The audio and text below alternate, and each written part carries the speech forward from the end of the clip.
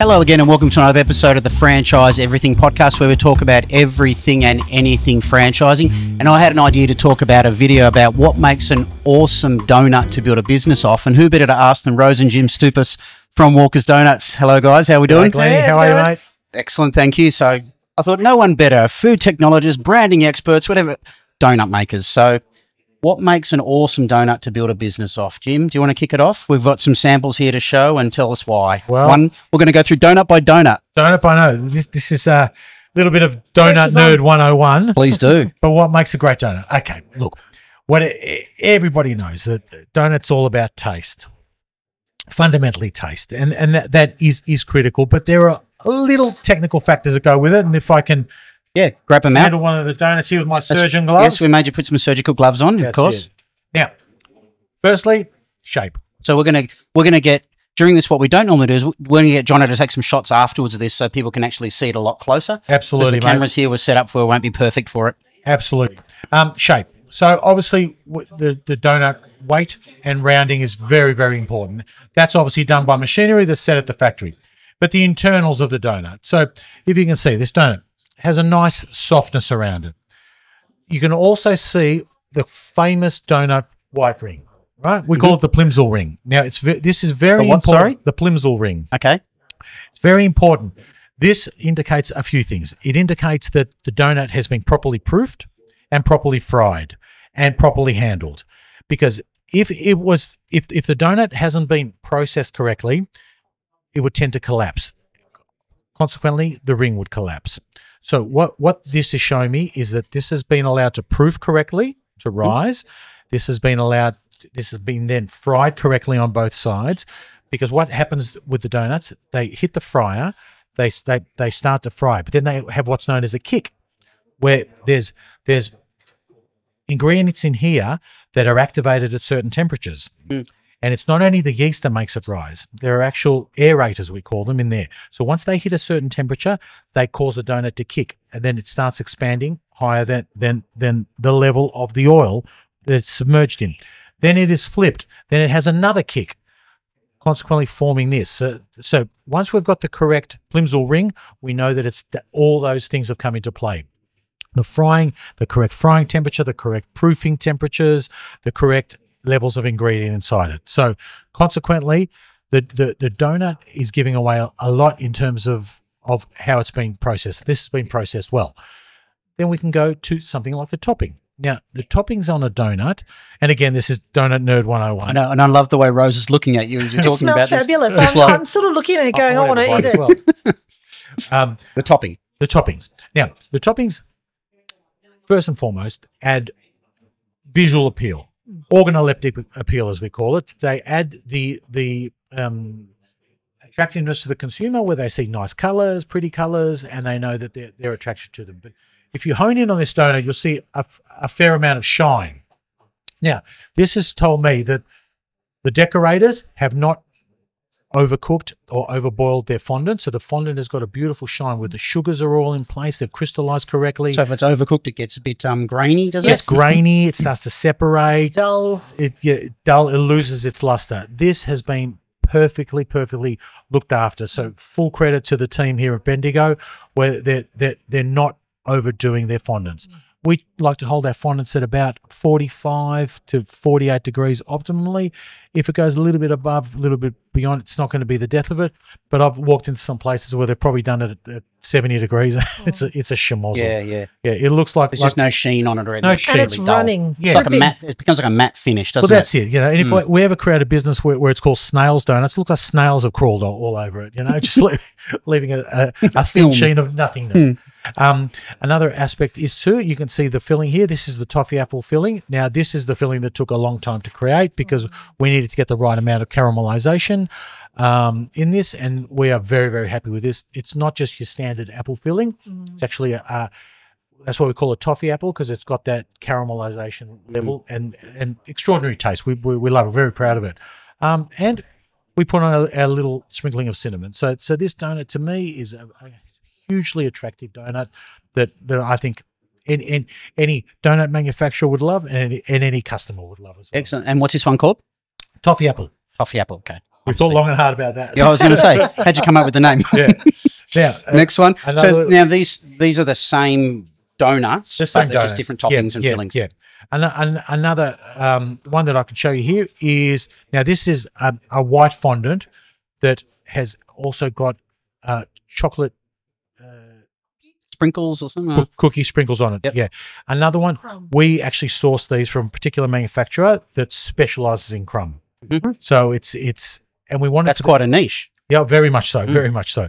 It's the consistency is amazing. The mouthfeel is amazing, because last thing you want when you bite into a cookie type donut is sogginess.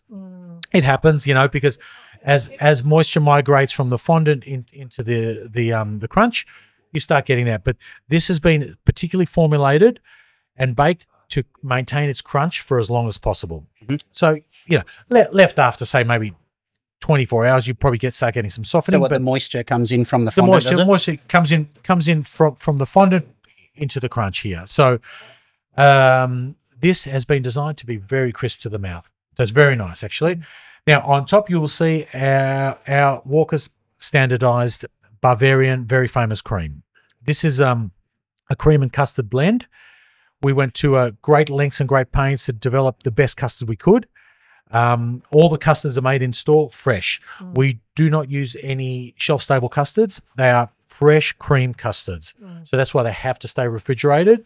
Obviously, when you take them home, we ask that you, if you don't consume it immediately, put it in the fridge just to maintain it. But we found that the shelf-stable stuff that, you know, again, I'm never knock competitors, but that some in the industry use, just doesn't have the right Doesn't hit taste. the standard for you. No. This has got, we use high fat creams. The creams are whipped daily with the custards to create this Bavarian cream, topped with an Oreo cookie.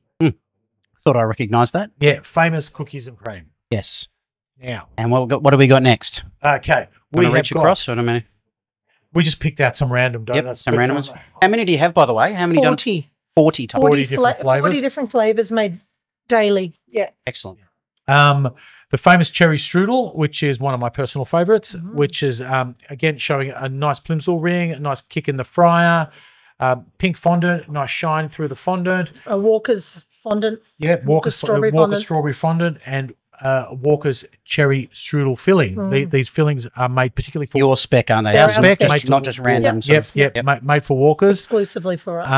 They are filled with custard and cherry to evoke the famous Austrian-German cherry strudel, and finished with a light coating of white fondant. So as you can see, this one ticks all the boxes. It's got what we call in the game as a good crown, where the donut crowns like that, and a good spread, where it spreads like that, because you need both those factors to be perfectly balanced, and that takes skill in the proofing. Hats off to Adam and the team here, Chris, all the baking team. They do a wonderful job. They have a beautifully crowned donuts here. Sometimes, look, donuts in the baking game, Glenn, are the most difficult product to control. Believe it or not, yeah, bread, you can be a little bit more, Got a bit of buffer with it. a little bit Yeah. of a buffer. But donuts, you've just got to get them at the right point of proof and at the right point to then fry. So So if they're not proofed correctly, they'll just be flat. Will they just look at if they're stumps? overproofed, they become flat. Okay. If they're underproofed, it's sometimes a good idea to get them a little bit underproofed, because then they'll, as I mentioned before, they'll kick in the fryer. So you get that nice spread in the fryer. But better to get them slightly underproofed than overproofed. So for those who don't know, proofing is the yeast reaction, isn't it? Yep, It's getting yep. the This yeast is where we prepared. give the yeast a nice warm 35-degree humid environment, and it just starts eating all the sugars. And contrary to popular belief, donuts don't end up having as much sugar as everyone thinks, because the yeast has eaten a lot of it, interestingly enough, to produce the carbon dioxide to actually make it rise. So it's a health So food. they're actually quite healthy for you. Yeah. It's a health food. Yes, it's We might cut that. We might cut that out. I don't think we can make that claim. Okay, but it's not as bad as we think. But what about the toppings? The toppings do it. Toppings do have their sugar in them, and that's, look, it's a discretionary treat. course We it all is. know what it's there Of course it for. is. It's a cake.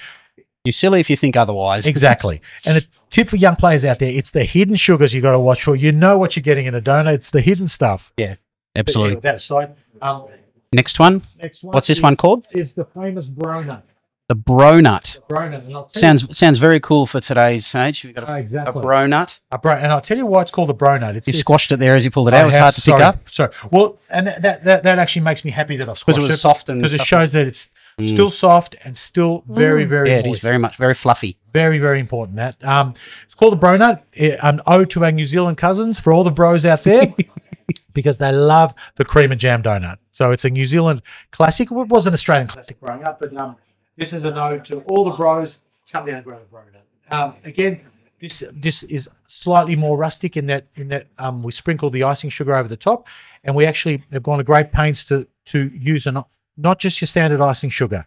We use an icing sugar that's got a light coating of fat on it, which stops what's known as syneresis, which is weeping of the jam or the cream that touches it. So this holds the moisture in place. So you don't get any seepage and weeping. Sometimes you do, because that's the nature of what it is. It's sugar suspended in water. So sometimes it does break down, but we have gone to great pains to have a sugar that holds all that in place. So that's a custard cream again, is it? Yes. Is that the one? Yeah, it's our custard cream again. It's that one. Put that. Looks like the old jam bun. Yeah, It does, doesn't it? it reminds The me. jam bun of the 70s. I'm going to say that they're all one of my favorites, but they're all. I love them all. But that's one of the ones growing up that we love. Now, That's a ripper. triple choc. This same. We rather than just using off the shelf fondants, we have Walker's original vanilla fondant that is then mixed with chocolates and inclusions to make our chocolate fondant. So we make our own chocolate fondant. Okay, so this is a hybrid between biting into a dark chocolate bar and fondant. So you get the mouthfeel, but you get the taste. So it's not just a sugar taste; it's an actual cocoa. It's we have a high cocoa chocolate solid. And that is a commitment. I mean, has the incentive ever been there, or the temptation ever been there to? No. to save money. Yeah, because I can imagine never, there never. is sometimes in some of these course. because once you start to get higher volumes and Of course. But then it defeats the purpose, because this is why it tastes so good, is because of the fondant. yeah. Because it's not a candied fondant. I key. wish we had a camera. I'm just looking inside there. One of the girls is mixing the fondant as we speak now. As we speak. So we'll get John onto it. yeah, it's, Race him in there. So we call this a triple chocolate because we really hit the chocolate hard. I don't think there's another donut on the market personally. I could sound corrected if somebody could show me otherwise, that has this much chocolate in the topping. We melt chocolate. We put cocoa in. There's all sorts of chocolate that goes into it. The filling is our famous Bavarian custard that is mixed with chocolate again. So that is mixed with chocolate to make a chocolate custard. That is piped in there. It's mixed with the Walker's chocolate powder. That's right, exactly. Our own Exclusive Walker's proprietary chocolate powder, powder, and then covered with chocolate topping. And we go again a high cocoa solids. You can get cheaper on all these ingredients, Yeah, of course. Yep. but for me, what's the point? You save a few cents, but you lose customers. So I think give the customers the best experience they could ever have, and they'll come back. And everybody's happy that way. Yep. So, our cost of goods probably tend to be higher than maybe our competitors, but we don't scrimp on any quality. Everything we use is of high quality. And that's what we talked about in previous chats, is that balancing that premium positioning with pricing, with family-friendly pricing and everything. That's a constant battle.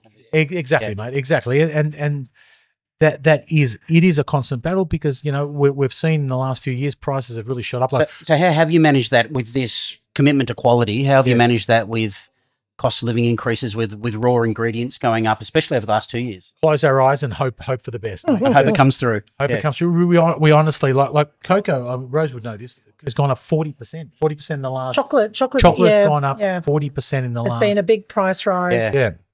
Well, you're paying that much more for a kilo, but other than some modest price rises, we really haven't really thought about. We haven't scrimped on the quality, and there's no shrinkflation with us. Size is always the same. Stays the same. Yep. Size is important. Now, here's one of our signature. Here comes the big one. The big one. This is. It looks heavy. It is heavy, mate. This is a signature and very famous Babe Ruth. For a variety of reasons, it's called the Babe Ruth. But as you can imagine, it's got peanut butter, caramel. Again, caramel is made to our specs. It's a high solid spec. It's very high, correct amount of fat level in it to give you the right taste. We try to use a real caramel rather than just fake flavored caramel. Beautiful silky finish. Yep. As you can see, the chocolate is just finished beautifully on this. There's still some nice shine through it, which means it's been looked after properly, cared for. The girls have finished the rosettes on this beautifully and added chocolate. So each one of these donuts takes a few minutes to create properly, you know, but it's worth the application because it creates a beautiful product. And the aircraft carrier underneath the donut itself is in great nick as well. So that's very important. Yeah. And they're all handmade. All donuts handmade. Yeah. Yeah. Yeah. And so they're, for the most part, they're dressed in store, aren't they? Yeah, so they're dipped in the dressed in fondant and Dressed in everything. That's the main yeah, thing. Yeah, yeah. We're moving to a decorated model as well now that we're expanding the business to be able to, rather than having your staff, you know, hurriedly trying to make donuts in the morning, we're going to produce them for the franchisee, where the franchisee will order from the night before and they'll come ready. They'll have their cabinet ready. So I suppose the thing that comes to mind is I look at something like Oreo on top and that on top. How's that type of thing going to travel? So you've been doing testing on all that sort of stuff there? Yes. So there'll be some things you'd have to like stick on top of it and everything you'd think. That's a great question because there is a hybrid version to this, which is where they finish the cream dollop on top, Easy the done. rosette. Yeah, like, Yep. yeah. So In fact, I think I saw that being done at Springfield the other there day. you go. There, exactly right. Yep. So it'll come the main body of the donut, the filling inside. yeah, the filling, the chocolate inclusions, the fondant will be done, and they'll just finish with the cream, which again adds that little bit of theatre, adds that little bit of control, because I can guarantee you that one pothole is hit on the way here, that cream's going to go everywhere. So Yeah. we'll Well, nothing have can make drivers- that. No, they can't. They'll have drivers with cream It's in their not hair. realistic. Yeah, you can lick the driver by the end of it. You know, it'd be covered in cream and jam. So this is the way we do it. Yeah. Excellent. So I knew we'd get you talking a lot. It'll be our longest podcast, I reckon, talking once we get you teching out on food. Oh, I love watching the donuts. Look, I'll be honest with you. Our bakers now probably know more than me in terms of just. As you've stepped away from it a bit more. They've been amazing in terms of just feel. You know, like I taught them all the science I could. I showed them the art, but I've got guys there that I'll say, "Are they ready to proof?" No. They need another 8 minutes. And honestly, you can't program machinery like these guys are programmed. They know exactly when to hit them correctly. And hats off to our guys. Well, when Sandy, Arjun, when you've got that factory open, we'll come into a bit of a tour. Yeah, there and have a look absolutely. That'd around. be great. Fantastic to see them at work. 100%. That'd be I hate great. to think of how many millions of donuts they've made. Oh, mate, amazing. Well, You should put it on your signage. Yeah, we should. our main McDonald's style. baker, he's been with us 15 years. So he's amazing. Everyone defers to him. He's just an amazing human being and an amazing craftsman. Actually, he's a beautiful feel for it. He's taught everybody here what they know. He was here Yeah, when he was we here opened. when we opened. In those crazy days. When we was here. first opened here, we could not keep up. We started, I remember, at 2 a.m. to start the first bake, and all day we were frying all day. We just couldn't keep up, which is magic. Great problem. Well, for anyone opening a store, that's a great story. To Oh, hear, isn't it? magic. Yeah, excellent. Well, once again, thank you so much for taking us through. Well, this time, what makes an awesome donut to build a business off? And Pleasure, clearly, mate. you have. Yeah. Thank you very much. Thanks, Rose and Jim. Thank you. Pleasure, Hope you mate. enjoyed this one. Something a little bit different. Thanks for this is the Franchise Everything podcast, and we'll catch you in the next one soon.